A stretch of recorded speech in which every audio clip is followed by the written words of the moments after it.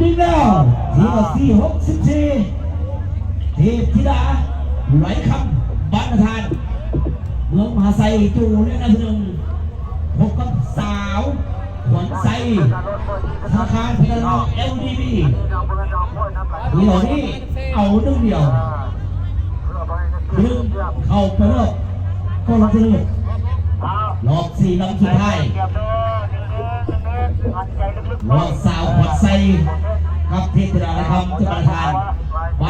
กัน3 เซตโต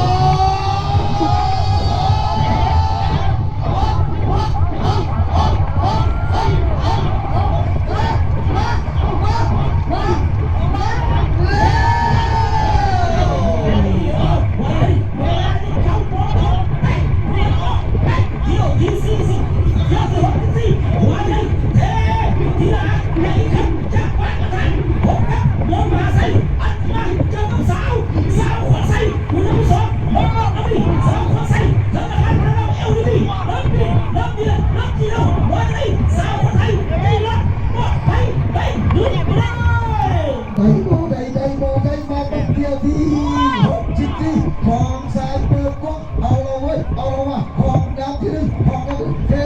พธิดาไหลคำเทพธิดาไหลคำมาจากบ้านดาวพัดมาจากบ้านรักยังอัพยังเดียนยังเสียดยังสีเห็ดกับไปบ่อยมาเด็ดกับสาวขวัญใสสาวขวัญใสให้การสนับสนุนโดยธนาคาร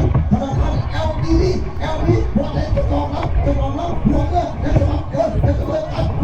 ยังเดียนยังเสียดยังสีเบิ่งเลยเบิ่งไปเบิ่งมา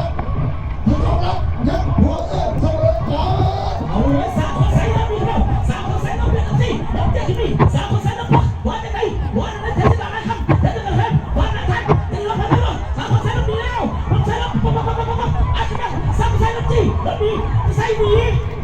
ที่เราทำจีใส่มีที่เราทำจีใส่มีที่เราทำจีใส่มีที่เราทำจีใส่มีที่เราทำจีใส่มีที่เราทำจีใส่มีที่เราทำจีใส่มีที่เราทำจีไหล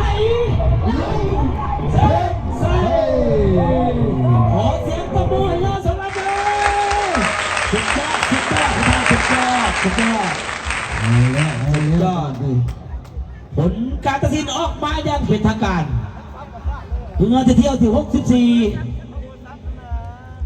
มีเงิน2 ลำแล้วนับที่1เทพธิดาอะไรคำแล้วนับที่2สาวคนใส่เงินที่เข้านับที่1นี่แก่